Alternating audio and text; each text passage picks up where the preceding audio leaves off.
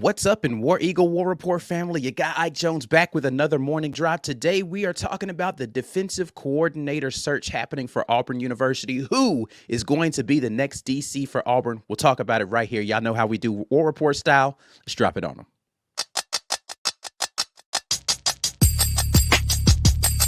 You are now listening to the War Report. Drop.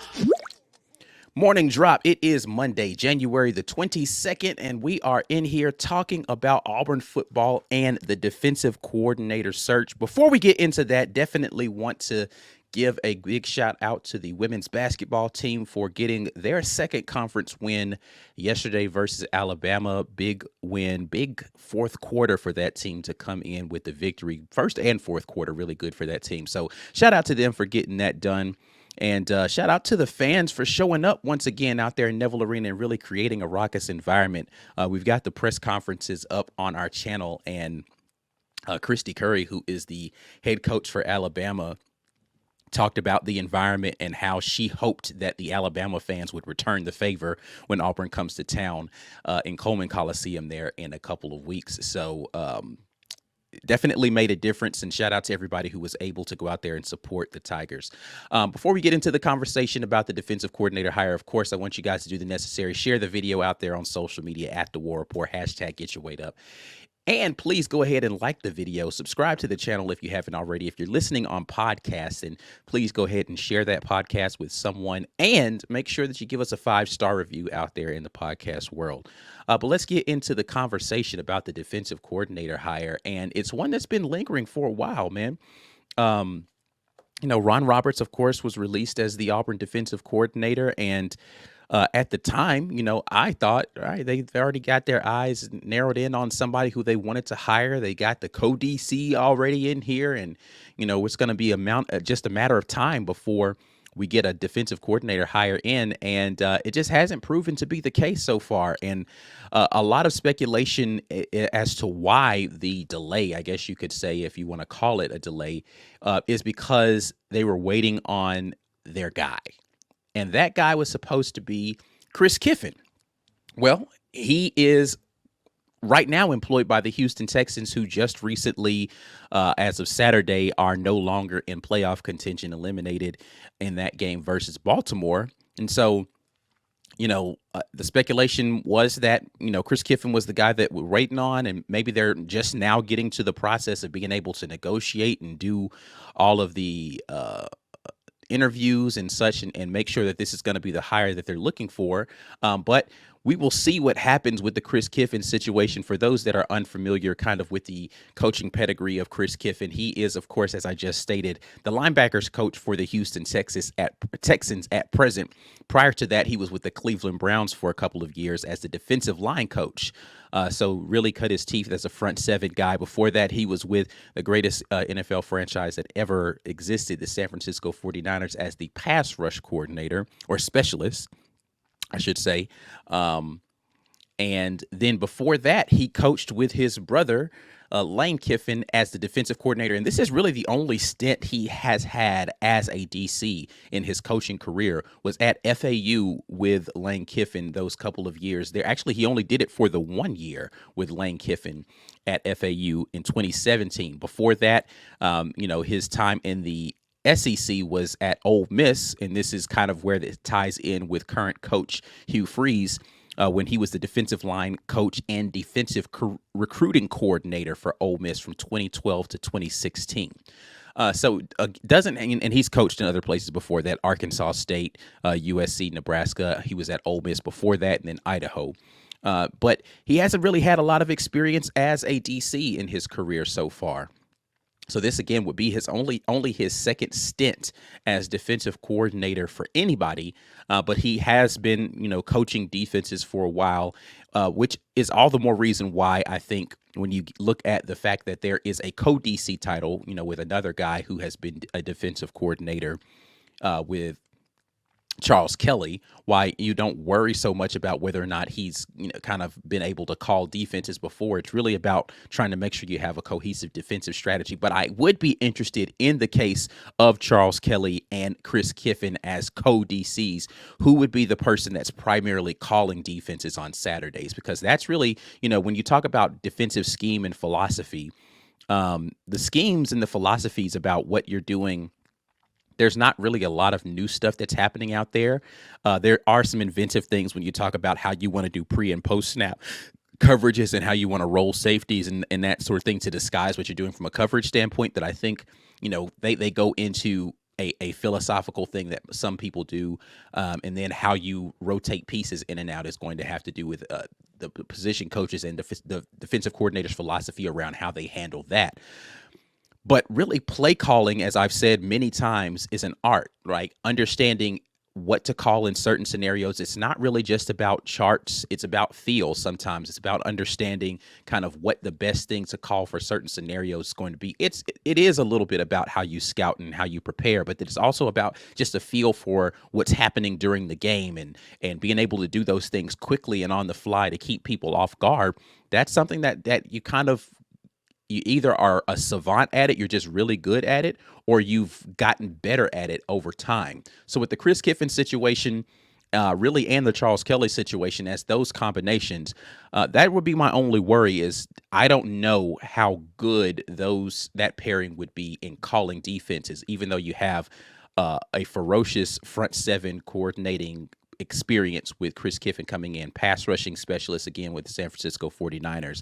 I think it would be a quality hire. Don't let anything that I'm saying right now think that if Chris Kiffin were the hire, I would be disappointed, right? Like, you guys could be listening to this on podcast tomorrow and this has already been done and you'll say, oh man, Ike Jones, I am fine. I think Chris Kiffin would be a wonderful hire, just because I think he brings a lot of depth of experience to be able to bolster a place where Auburn really hasn't been great, and that's in the front seven, specifically on the defensive line. He and Coach Garrett, I think, would be able to get their heads together and figure out how to put the right group of people together to make sure that run defense and rushing the passer is something that Auburn does not have to worry about going into the future. So definitely would be a good hire. But I would wonder and be concerned about who's going to be calling the defensive plays on a consistent basis. But then you go to the other person who is potentially and been rumored to be a part of this whole situation, and that's DJ Durkin, right? DJ Durkin is the more experienced defensive play caller. He has more experience as a defensive coordinator, most recently at Texas A&M, last 2 seasons there under Jimbo Fisher. And then before that, he was at Ole Miss for a couple of years under Lane Kiffin, right? So there's all roads apparently lead back to Lane Kiffin when it comes to this defensive coordinator hire. Before that, he was a consultant with the Atlanta Falcons. I won't hold that against him. Atlanta, I don't even know what Atlanta's defense looked like that year in 2019 when he was there. And then prior to that, head coach at Maryland, when all things were kind of looking up for him when he got that head coaching hire at Maryland, and then that ended in a very controversial way.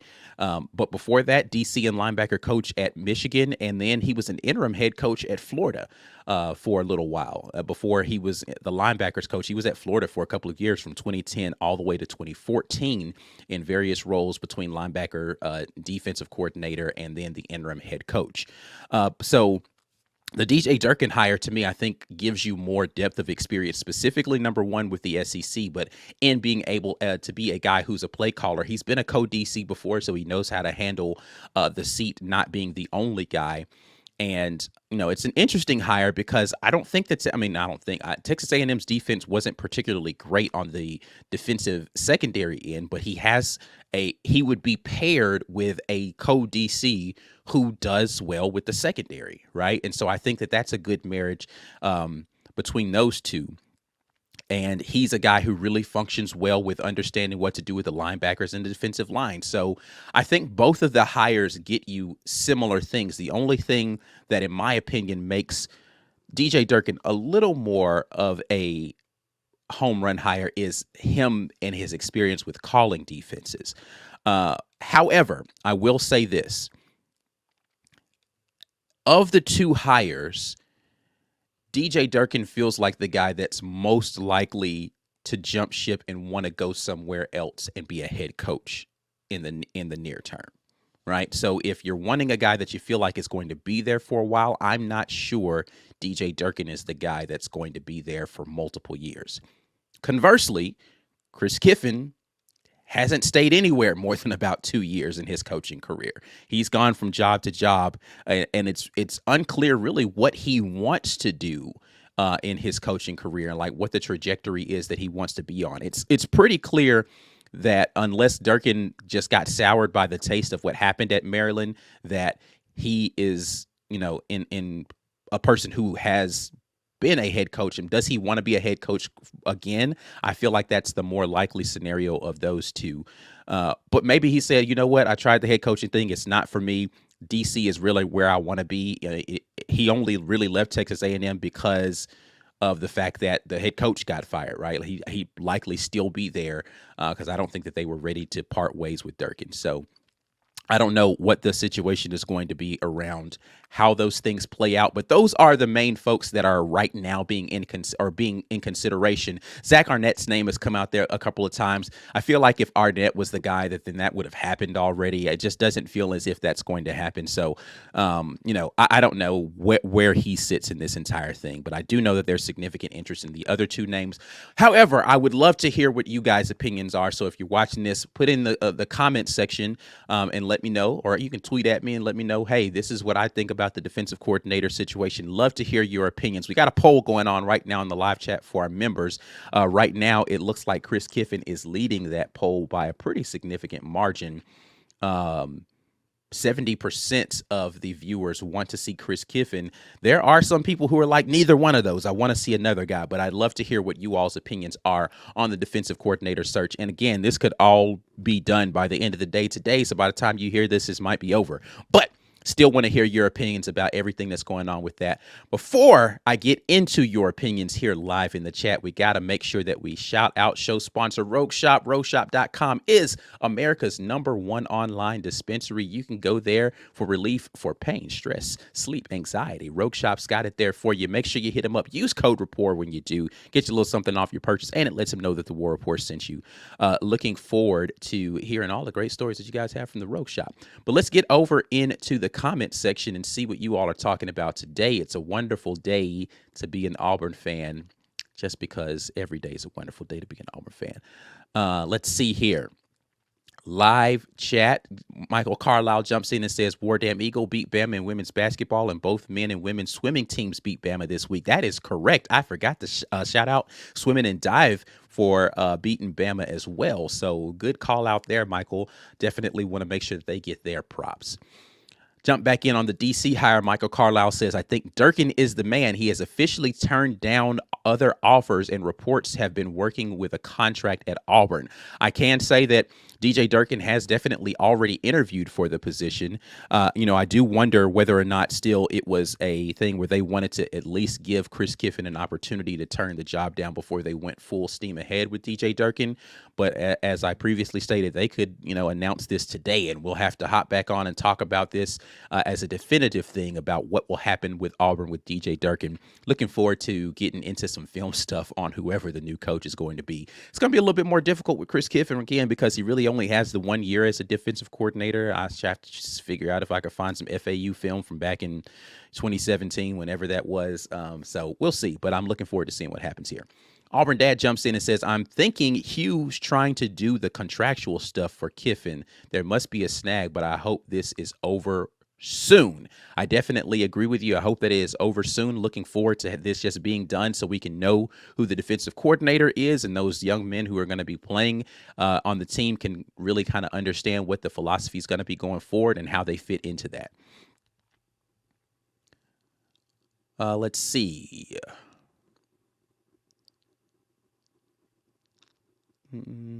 James Barnett jumps in and says, what's up, War Report family? I'm late.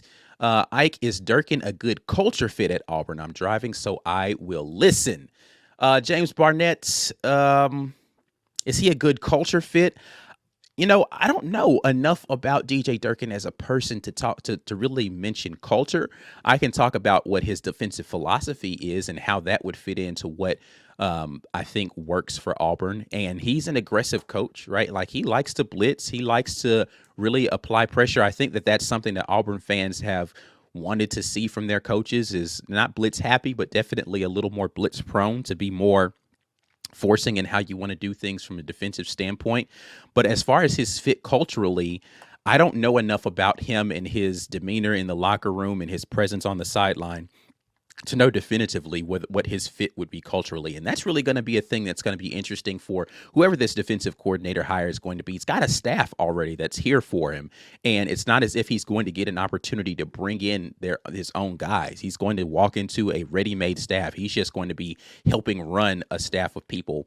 And so I think that's going to be interesting to see going into year 2 of that defensive coordinator, how that marriage worked with he and whomever those people are on that staff, and whether or not there's some turnover with those folks that are a part of that staff after he gets in here for a year. So we'll see. Daniel Owen says, I still say throw the book at Kiffin, and if not him, I bet we could get Kevin Steele for pennies on the dollar. He needs that Bama work time for retirement. Yeah, I ain't with the Kevin Steele situation. I don't know about that one, my guy. He already said he was retiring. I ain't trying to pull nobody out of retirement. If you retire, go be done with that. I've talked about the Kevin Steele situation before. I just think that with the relationship that Coach Freeze, has with Gus Malzahn, it'd be a little weird to hire Kevin Steele if all of the stuff that precipitated out of the end of the Malzahn tenure and the whole Stop the Steal campaign that happened, if there's any veracity to any of that stuff, it would be a little weird for you as a good friend to hire the guy that was supposedly a part of a coup to take over your job. I don't know if that works well. So I can't see Kevin Steele being the guy. And, I've noted many times as good a coordinator as I think Kevin Steele is, I don't think he was as great as the lore around him was when he was here at Auburn. I think he was a product of some really great defensive play, specifically along the defensive line, that helped to make that really good. And I think a lot of the talent that he had on that defensive line was obtained from previous coaches. So Kevin Steele, I think, calls a good defense when he has great players. I'm just not certain. I'm not big on Kevin Steele. So again, that's not to say he's not good. I just don't think he's as great, I think, as some people are giving him credit for, even though those Auburn defenses under Kevin Steele were good. Let's see here. Tiffany Byers jumps in and says, I just wish they would make the decision and get the staff settled in. Not upset at that. Justin Thomas says, what happened to Zach Arnett? I don't know. His name surfaced early, and it just never seemed to gain steam. I don't know if Zach Arnett, and I haven't seen his name really attached to any other hires for that matter. So I don't know if maybe he just doesn't interview well. They brought him in for an interview, and it's like, I don't really know. I don't know if he was ever interviewed, actually. So let me start right there. I don't know if he ever got brought in for an interview. But the Zach Arnett thing never seemed to really materialize in any real way. I do think it's down to those two right now, but we'll see what happens. See here.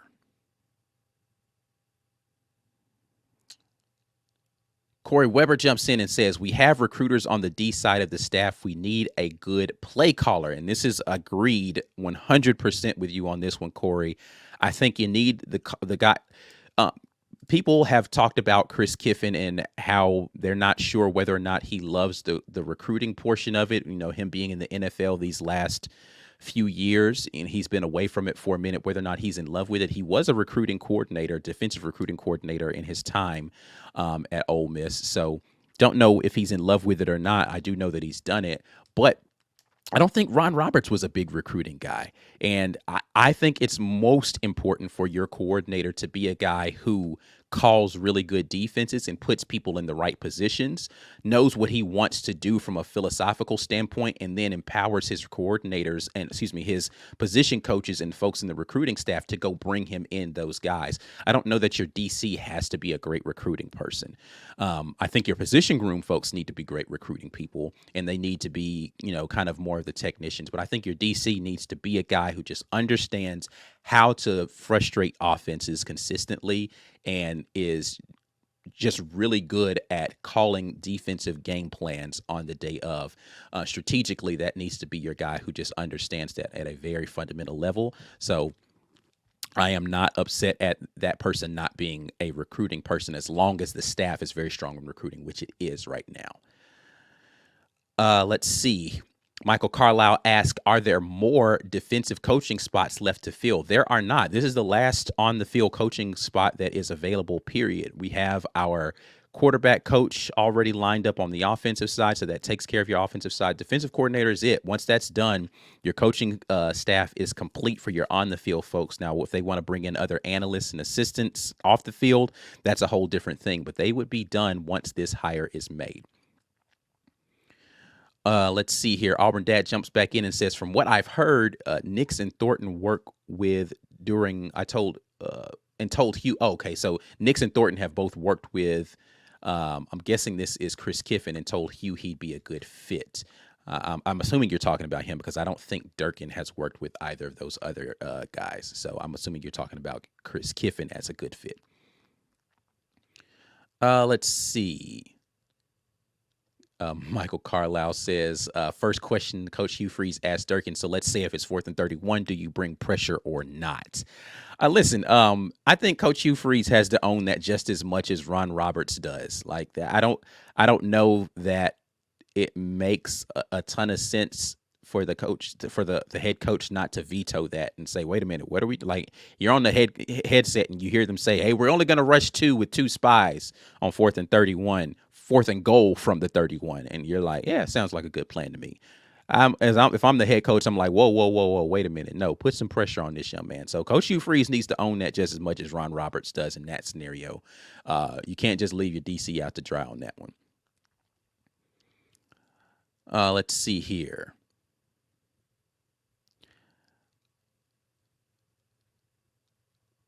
The Walker Show says McGriff was going to Texas A&M and then come back, and now DJ Durkin is the name on the list. Interesting, may be a stretch. I think Durkin was already potentially on the list, but you do bring an interesting point up about the fact that it seems as if he was going to Texas A&M. Now, DJ Durkin was not the DC hire, though. This was Mike Elko putting a staff together over at Texas A&M at the time. So I think it's a little more interesting and that Mike Elko decided he didn't want to bring DJ Durkin back. Now, they don't run the exact same defense.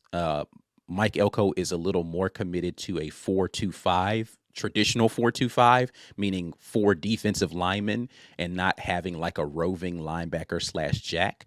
And Durkin is more committed to a traditional 3-4 with a hybrid kind of jack linebacker situation. So Durkin is more like what Ron Roberts is as far as the school and philosophy on how he uses his defensive end / rush end / hybrid linebacker.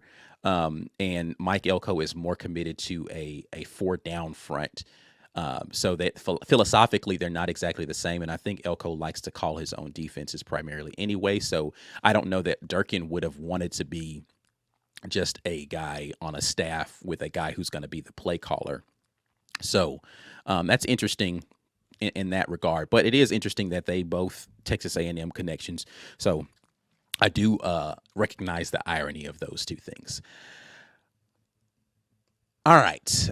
Corey Weber asks, chances it's not Kiffin or Durkin and the SMU DC slides in. I have not heard a lot about the SMU DC being in contention here. But listen, one thing I do know about Coach Hugh Freeze is that he has not really been big on letting he keeps information pretty close to the vest about a lot of this stuff. And so he doesn't really kind of want people to know which direction he's going with stuff. So I wouldn't rule out there being some third person that's out there that we have not heard about. But right now, I think those two are the front runners. And to me, it makes the most sense why this has taken so long is because Kiffin is in the running for it. But just because Kiffin was in the running does not mean that they won't go in a different direction now that the season's over. Kiffin may have come to this moment of clarity and said, you know what, college isn't for me. Or maybe he talked to his brother after we poached one of the coaches from his staff, and then his brother's like, hey, man, don't go over there with them dudes, man. So I wouldn't put that past Lane to like put a bug in his brother's ear like, hey, man, string him along for a little while. But then when you get done, tell him no. I don't know. I just feel like something Lane Kiffin would do. Maybe he's above that. I don't think so. All right, man, I'm going to get out of here, though. Again, I do want to hear what you guys think about this entire thing. Make sure you leave us some comments about it before you get off of the video. As always, Morning Drops brought to you by Rogue Shop. Make sure you head over to rogueshop.com using code Rapport when you do that. Like the video, subscribe to the channel, share the content with somebody, and we appreciate you for doing that. We will be back with another Morning Drop tomorrow. Members, turn your notifications on. Your boy got some more film for you. Until the next time, and as always, War Eagle.